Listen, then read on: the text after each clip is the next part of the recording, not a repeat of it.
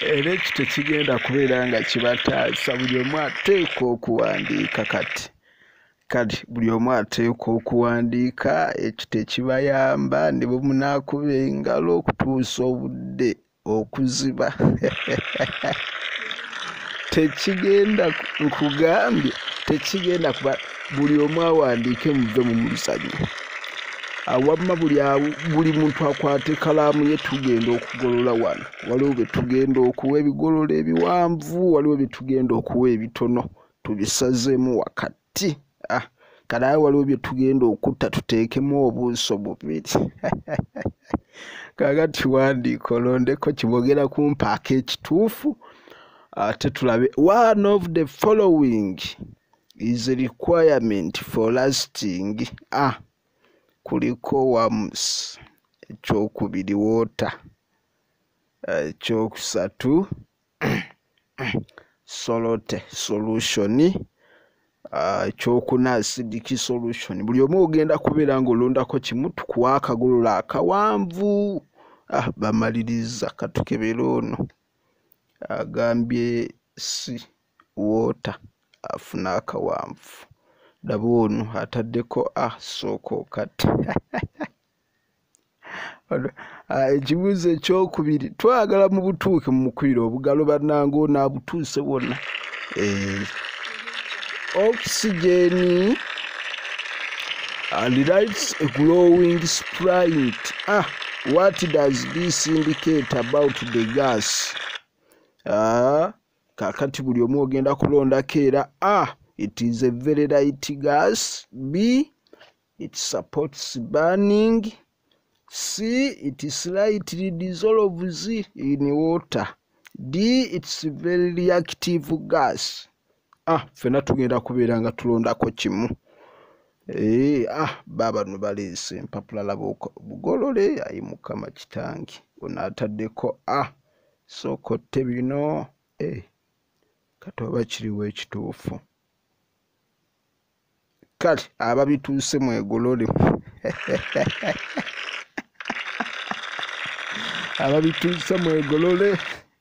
Ekyoto kyange n'okumanya yettendekero lyokka erigaba okumanya n'ofuuka omumanyi okuva mu nju yo n'amawanga okwetooloola ng'olijja kubamanyi ate abatendekeddwa ekimala nga bakulembedde Dokita Kaddwali Yankoona asiga okumanya entakera ogwaffe tugutandise wagugo gwa kutyaba nkumanya ng'okubugirira bw'ekitiibwa kya Buganda ateekeddwa okiwanirira ng'oyita ku nnamba yaffe eya 07732761 akiwaniridde leero mukama akuwe omukisa.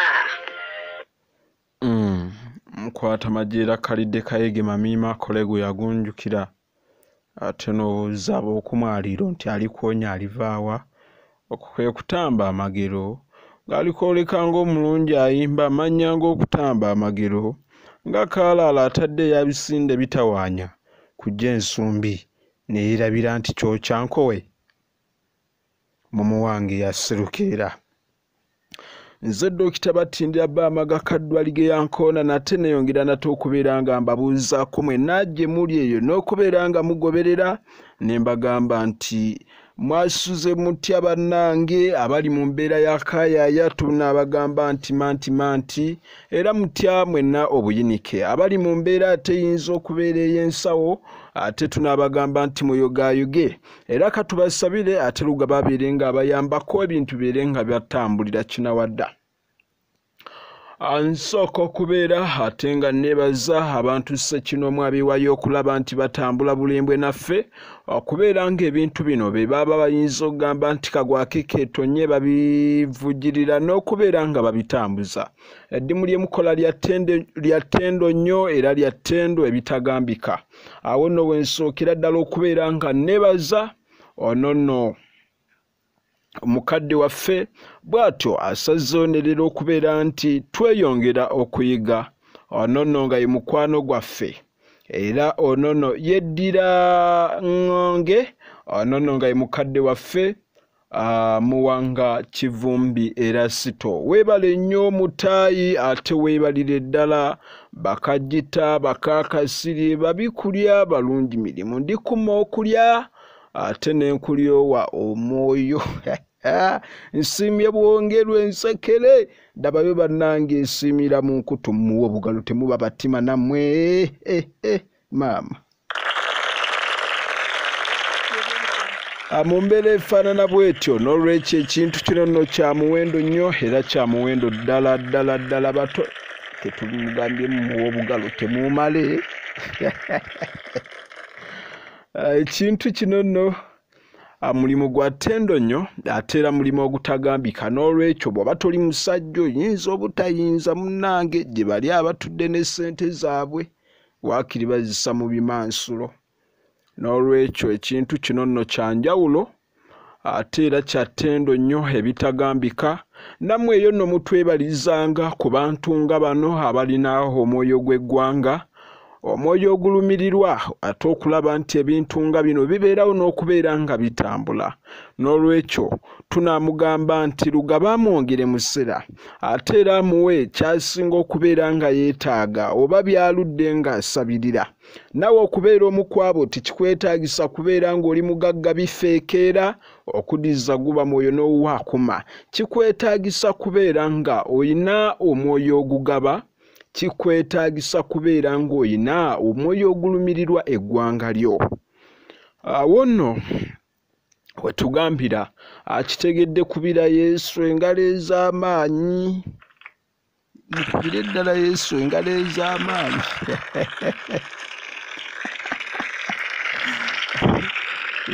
Yesu mukubire engalo ez'amaanyi nno temumale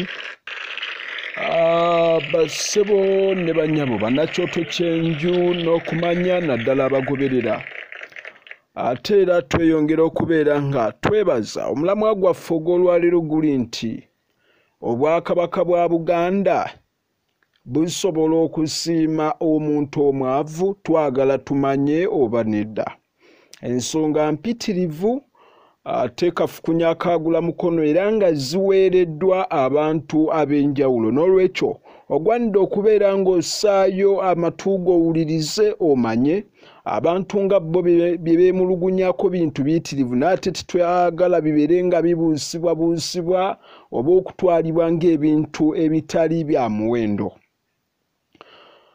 tekirina kubuusabuusibwa kino nkiddamu nti tekirina kubuusabuusibwa kwonna mikwano mwenna abagoberera tusooka okubeera nga tetunatandika ate twebaza Obwakabaka bwa Buganda okubeera nga twebaza Katikkiro abaami b'amasaza olw'omulimu ogw'ettendo gwe bakola okukuuma amasaza gaffe okulwanagana n'abalabi ba Buganda ate nga Kabaka gwe tumanyi nti Kabaka kye kifundikwa eky'ennono kitegeeza nti ye okumwebaza ekyo kyo tuteekeddwa okikola oba oyagala oba toyagala oba olina obusungu buyitirivu oteekeddwa okusooka okwebaza Kabaka kuba ye ntabiro y'Abaganda era waatali ekituufu kiri nti Omuganda wandibadde toyogera newankubadde weemulugunya eyo yonna gy'oli okwemulugunya kw'abantu kuyinza obutakoma naye oba olumu osookanga ne weebaza okulaba nti wooli kyova olaba mu bigambo byonna bye twogera buli bwe tuba nga tufundikira tutera okuwangaaza Ssaabasajja Kabaka nga ekifundikwa eky'ennono kubanga atukiikirira era akola kinene nnyo nzinze mbagamba ebbanga ddene nnyo nga mbagamba nti gwe lw'otolowooza era lw'oteefuula anoddeyo n'olowooza nti ababakulembera bayinza okubeera nga babaagala nnyo okusinga bo. Toyinza keera nkya n'oŋŋamba nti omwana atta mukadde we oba bakadde be n'ayagala nnyoko. Ekyo tekiriiyo. Ndi mukakafu nti eriyo abalowooza ng'abantu abakulu. N'olwekyo bwe nkugamba nti tugwanidde okubeera era okusooka okwebaza Kabaka ng'entabiro y'Abaganda bonna, ekyo nno tekirina kubuusabuusibwa newankubadde nga gweoyinza okubeera nga tokyagala mu matuugo olw'okwemulugunya kw'oyina. Nze Dokita Batindira Baamaga Kaddu Balige Yankoona, kitange Nsalambwa Kaddu Yowaana, era nga ndi muzzukulu wa Ssekkonde Mmerembye Erugala, muzzukulu wa Kakule Latiifu Erugala, muzzukulu wa Kinene Balamaga Erugala, muzzukulu wa Musoke Kikonge Nantakubwa Noga Lugala. Oyo no yaliko Kikulwe, yaliko kitunzi ku mulembe gwa Kabaka Kikulwe. Nva mu luggya lwa Nanjwenge Kakiri, mu lunyiriri lwa Bunye Kakiri, mu mutuba gwa Nikambuzi Erunga Mawokota, mu ssiga lya Lutwame Kakiri. Era nga nva akujjajja w'ekika kyaffe owa Kasolya Ebambaga mu Bulemeezi, tweddira Entalaganya Akabbiro Maleere, maama wange mukyala Munankole. Ensonga ze ŋŋenda okwogerako nvunaanyizibwa kinene nnyo nnyini ddala. Bannaffe okwemulugunya naddala okuva embuga, katwogere nti emmengo.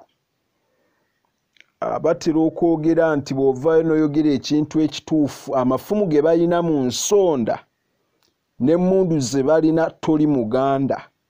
Abaganda bangi beemulugunya ku kintu ekyo olw'okuba nti bazze boolesa obutali bumativu bwabwe, naye nga bwe baboolesa naddala emmengo nga babagamba nti agwe oyogera ng'ani, kitaawo yaliwo nga bagabana ettaka lino erya mayiro ery'olwenda, ye tolina Muganda olwa temwagabana ettaka. Ekyo si kyekikulu. Abataagabana abaana ba famire z'abantu abamanyikiddwa si be bateeka okwogera emmengo.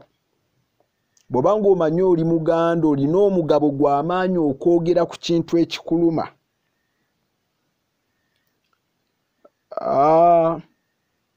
Kyenjagala tumanye, kabubeere Obwakabaka bwa Buganda, kababeere abantu abali emmengo, kabeere Katikkiro endowooza z'abantu za mugaso nnyo okusinga ffenna abali ku nsi, era amazima gonna abantu ge boogera ga mugaso nnyo okusinga ffenna, ne bw'oba ng'oli mugagga fugge, ne bw'oba ng'oli ani, ne bw'oba ng'oli pulezidenti, amazima galisigala mazima era ga mugaso nnyo okusinga byonna, oba oyagala oba toyagala.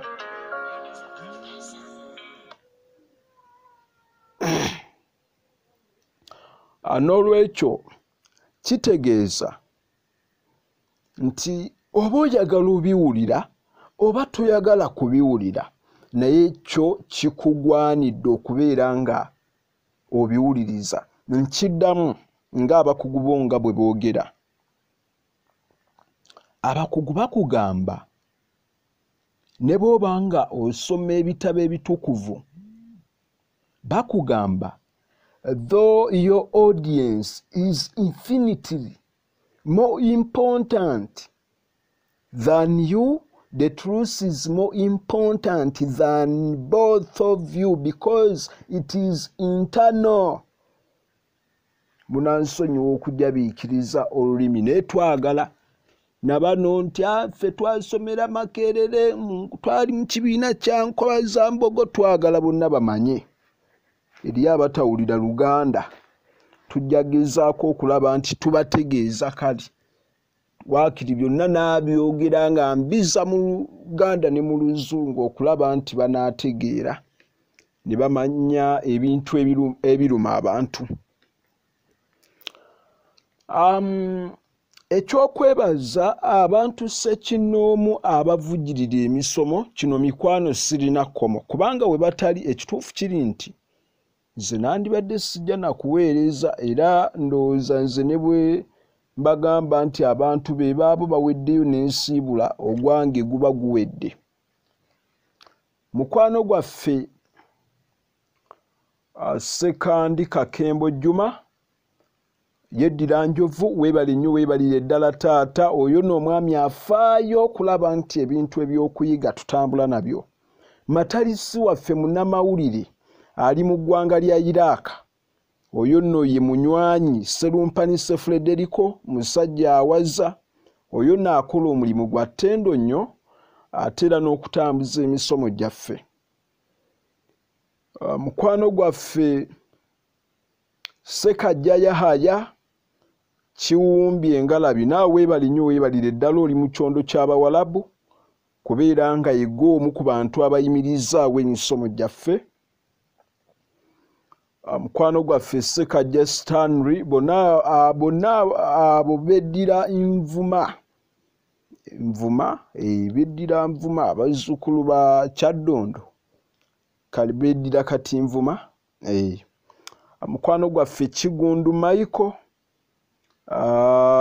muzira nkima mukwano gwaffe omuzira ndiga Kalyesu bulamu wadda Ramadhan mukwano gwaffe Male Moses yeddira Kobe ne mukwano gwaffe Peter Moses banadda naawe weebale nnyo kati kale mukwano gwaffe Semwezi Lutaaya oyo n'omukugu ate omusomesa munnabyafaayo waliwo ne mukwano gwange oyo n'atambulira ku nfudde omutaka w'Essese taata omutaka Ssegaluma nkukubidde ku ngabo y'Abaganda omutaka Ssegaluma oyo nno nga bw'omuwulira ayogera bwino gye yatugamba n'abagamba ekituufu kubanga be bavunaanyizibwa ku Buganda oba mumuvuma nti si Muganda naye yakugamba ebibavunaanyizibwa ku Buganda ate era be bagaba n'amaanyi Buganda geerina.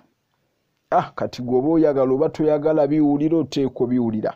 Omwana w'embuga omulangira Ssemakookiro Henry Kalemeera ate naawe nkwebaza ebitagambika.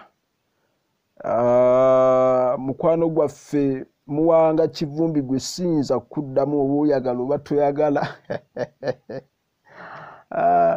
N'abalala mwenna ate abagezaako okulaba nti mulwana bwezinge. Munywanyi Mukiibi Franka weebale nnyo oyo nno munnaluweero ow'ensonga. Mukwano gwaffe Tamale Franka naawe obufu bwe bumu. Omulangira Ddungu Albert omwana w'embuga mwenna mwebale nnyo mwebalire ddala na buli muntu eyali avugiridde ku misomo gyaffe. Katutandike emisomo gyaffe ate tubeere nga tumanya tulabe we tunaafundikirira. Ye lwaki ekitundu kino sikita ate n'enkomawo n'ekitundu ekyokubiri naye nga sinaba kukita nkugamba nti beera n'omwoyo ate ogulumirirwa okulaba nti emisomo nga gino gwabeera omu ku abo abantu abavujjirira. Mukwano kkiriza ogaane ekintu ky'owaayo kirina omulimu gwa ttendo gwe kikola. Kkiriza ogaane nti ne bw'oba olina nga totoolako era ojja kufa obireke. Kati ekikulu kya byonna kwe kulaba nti eggwanga lyaffe limanya toola akatono k'olina si mu gundi yonna wabula mu mutima ogulumirirwa eggwanga lyo okulaba nti ffe tuleetera abantu baffe okumanya ate naawe era weeyongera okumanya.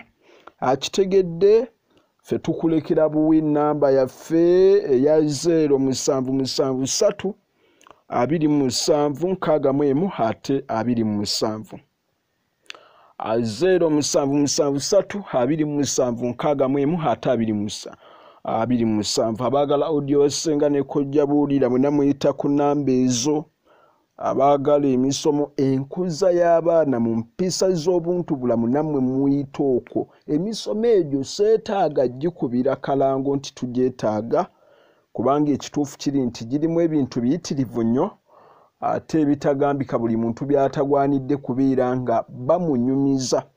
Bannange, omuntu ateeka mu kusoma era akufunamu. Bw'otakuteekamu era endowooza y'omuntu n'okumanya kwe kwonna kusinziira ku ebyo by'ateekamu. Teweewuunya, n'olwekyo ffe oba togugula oba oguguze, ffe tetufaayo, olubeerera okumanya kwe kulisigala awo. Oyo yekka ayagala okukyusa okumanya kwe, ye yekka ayinza okubiteekamu. N'olwekyo bino tetuliiko bannange fukamira oba kwogeza kawoowo. Ebintu eby'okuyiga kikakafu nnyo nti bw'otanoonya kuyiga tojja kufuna, ate teri kuyiga kw'ogenda kufuna ng'okufunira bwereere, ekyo tekiriiyo. N'olwekyo akitegedde kubira Yesu engalo ez'amaanyi nno. Katutandike n'ekitundu ekyokubiri.